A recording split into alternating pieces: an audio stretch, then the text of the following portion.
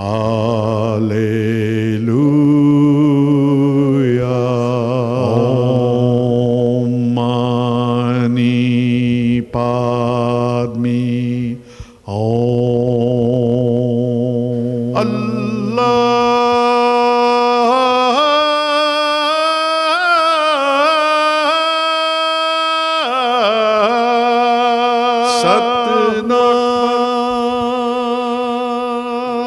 Welcome. You're watching Harmony and Diversity. Today we're speaking with Helen Alcock. She's the coordinator for Agape Encounter. Thanks for coming in, Helen. It's my pleasure. Thanks for inviting me.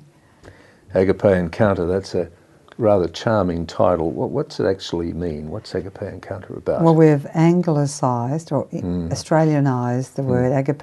It's actually agape. Oh, well, that doesn't sound as good. No, not an Australian term, the way we speak anyway, which means unconditional love rather than friendship love or sexual love. This is a love that loves all the time. And encounter means that people encounter this love. Yes, so that's what people were experiencing, that we were helping and assisting, facilitating, and this is why we call it Agape Encounter. Agape Encounter. And so that's evolved over a period. You were born a Catholic, I presume, so you've been doing your Catholic pathway for a long while. There's been an evolution, hasn't there, which has sort of come out with Agape at the end. Yes. See, I'm doing it right now. Well, probably the goody two-shoes one. Yeah. To start with, the Sunday Catholic. Yes. No real relationship at all. It was just doing the things, or I should go to hell. On the Sunday to probably the age of about 40-ish, I discovered that there were certain things in my life I couldn't change through the power of positive thinking and doing all the right things. So I did actually get down on my knees one day and say, if you do exist, God, there's a brick wall between us and I would like your help.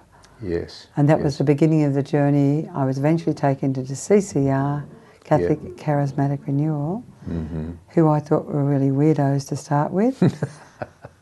And it took me a long while to get from the back seat up.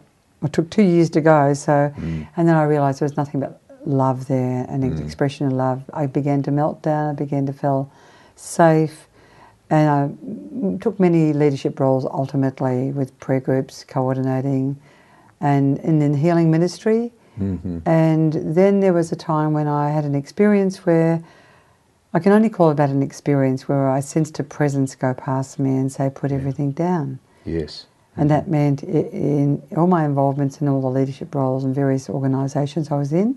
And slowly over that year I did, not knowing what was going to happen, but it was like a knowing I had to do it and step back.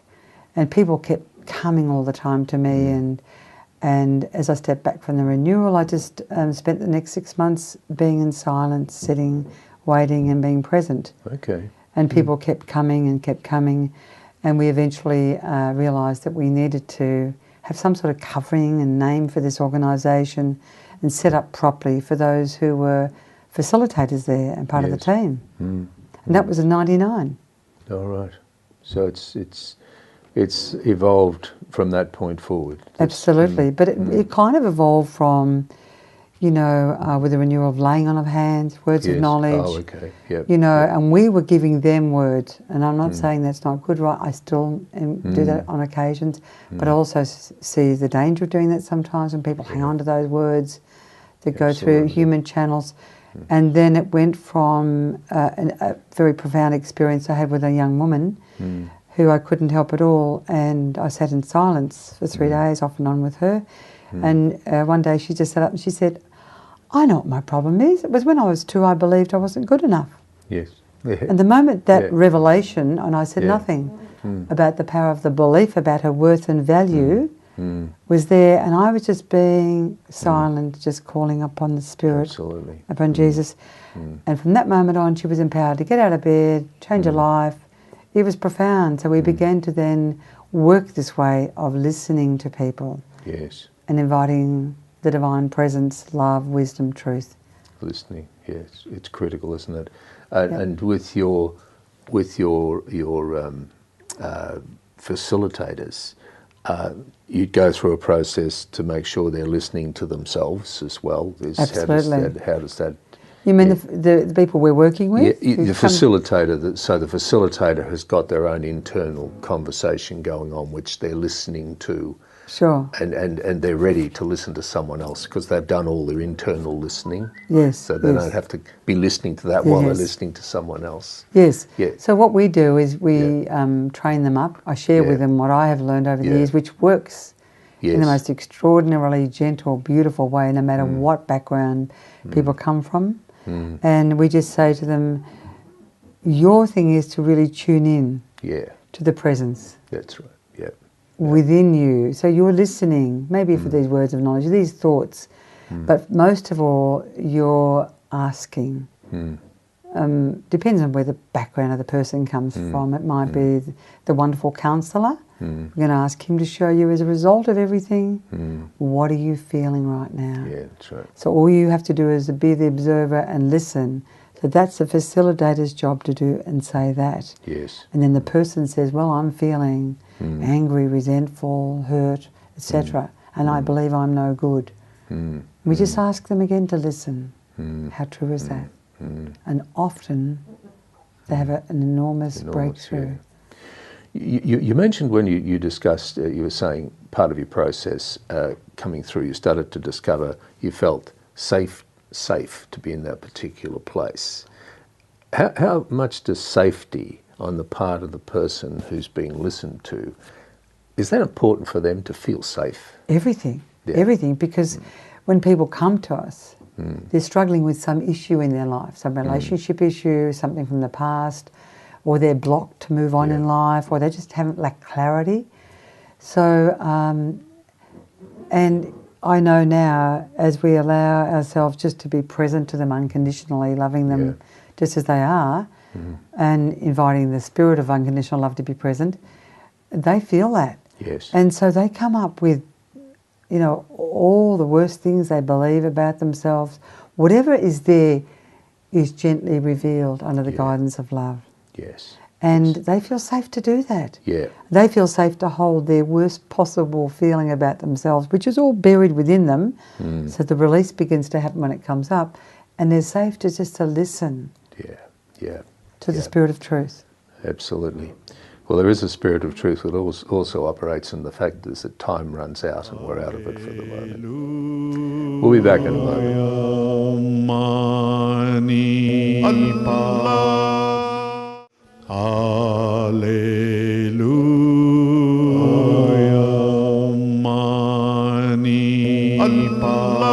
Welcome back.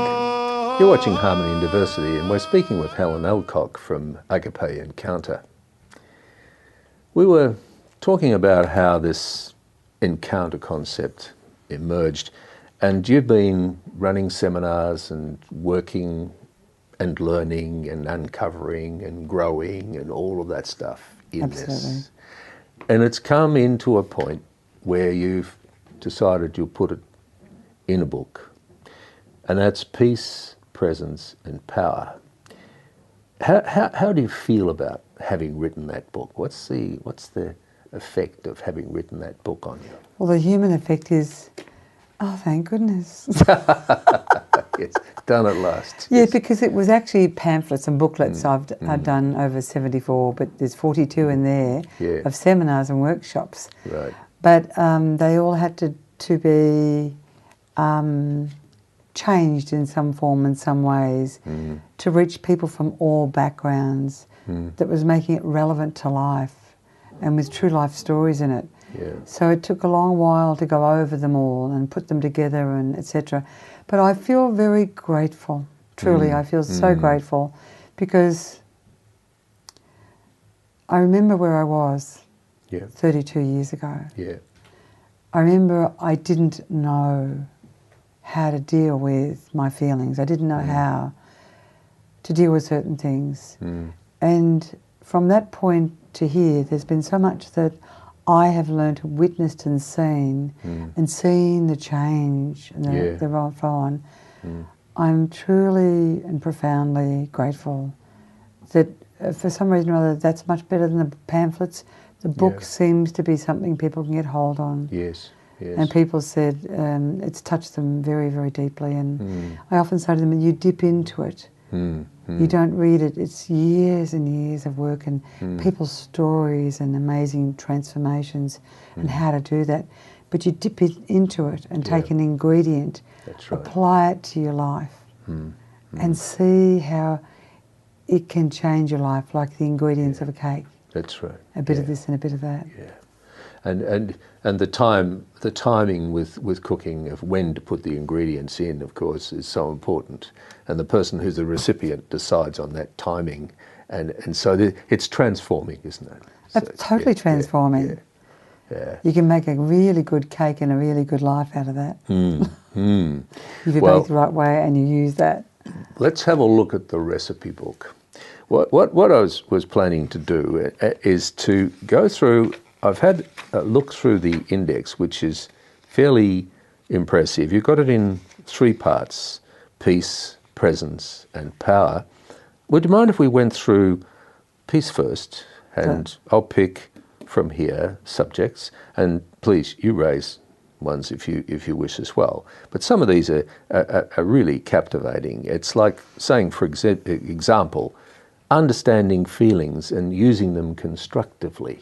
What did you mean by that?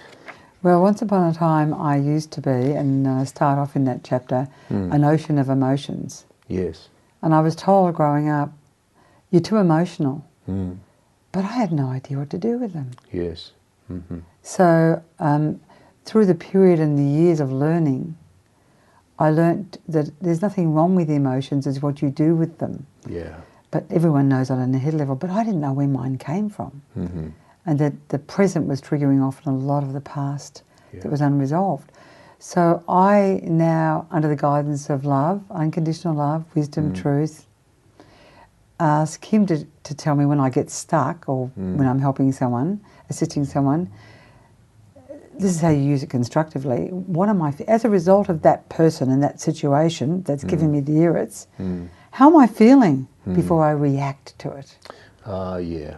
So it's that I deal with them. It's true responsibility.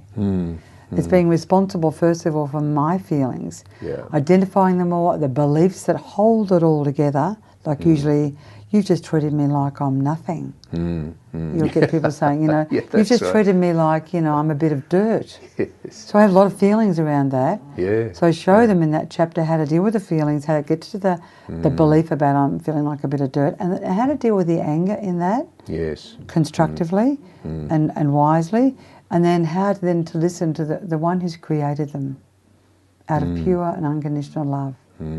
Well, is this true that I'm a bit of dirt? Yeah. So those feelings are used to always take you back to the belief or to the situation present or in the past, only as love takes you back. Yeah.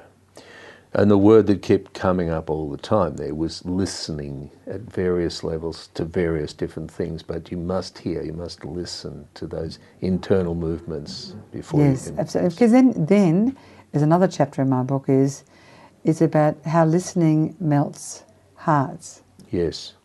All right. When you really listen to yourself unconditionally and don't belt yourself up on the way through, you then are able to listen to others. Well, how listening melts hearts, is that under power, or is that where would that come?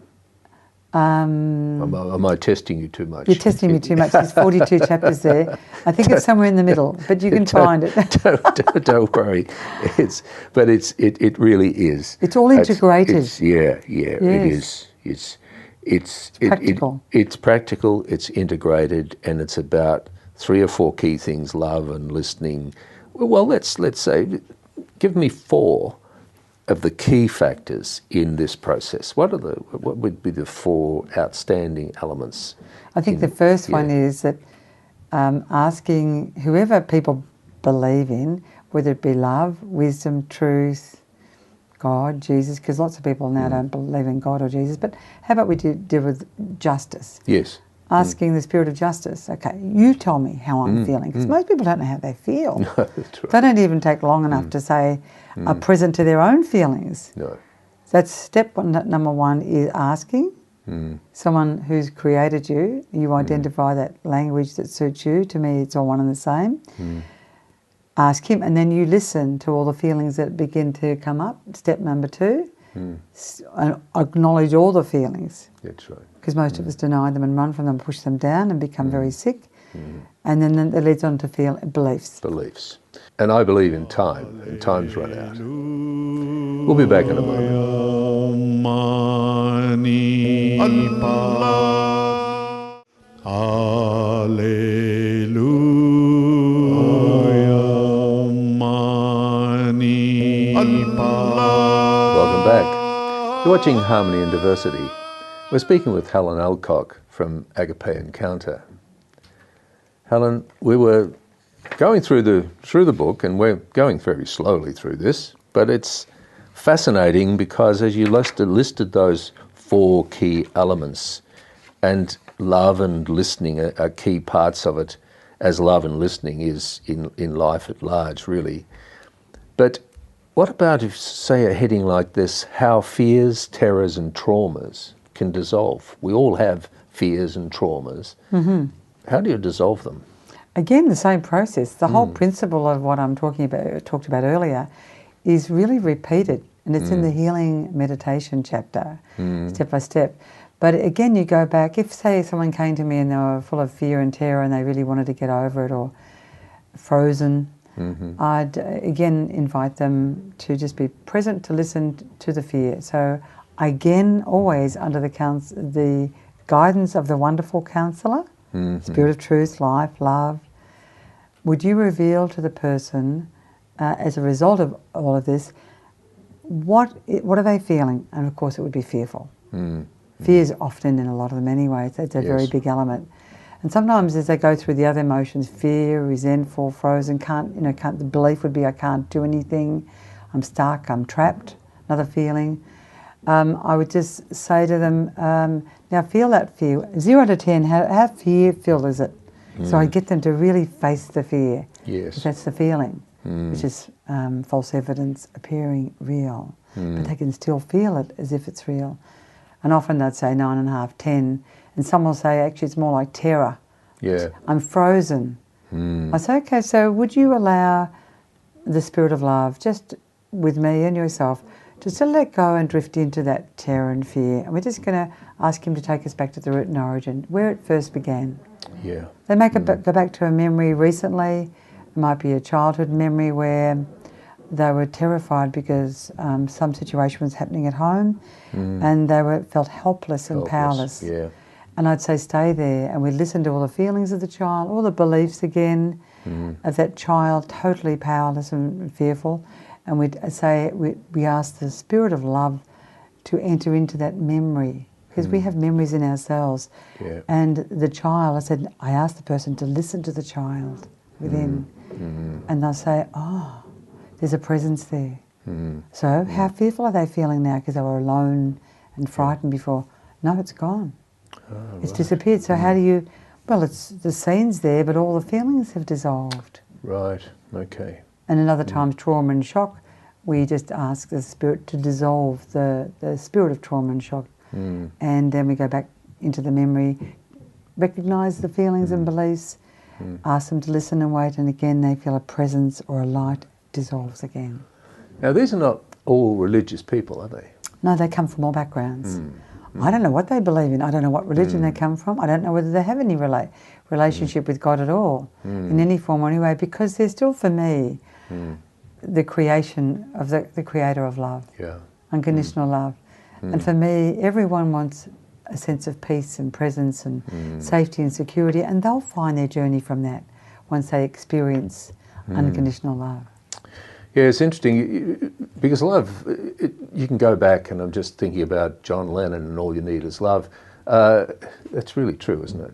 It is, but unfortunately, a lot of people, like I was, had a lot of junk in between, so I couldn't experience the love. I had a lot of layers of beliefs about myself, life, memories that were traumatised, etc., which needed to, in time, be acknowledged in the appropriate time. And so that it was like the door being open, the pathway being made open, so I could experience the love again and again and again until it became more and more consolidated.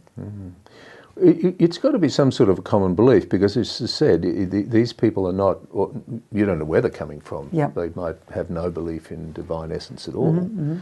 But somehow, by inviting them to let this come in from wherever, as you name it, in all various ways, it happens. Absolutely. Because of where I come from. It's my foundation. I have seen, I know what's possible. I know that people don't need to live with the past trauma, shock, terror and fear that plagues their life again and again and again.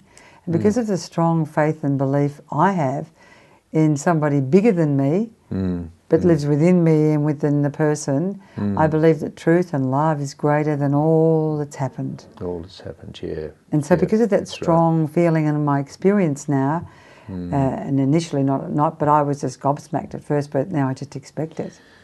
Yeah, which comes back to what we were talking about before, about safety and then trust. Yeah. Because this person, this non-believing person, if you want to use that archaic sort of language, but this non-believing person, Non-trusting person. a non-trusting person connects with your trust and your belief, Yeah. and allows their own to flower and Do you flow. know why? Do you know why? Why? Because I love them. They experience the love through me. Yes, yes. I yes. remember Yes. what it was like being in that pain. I remember. Yeah.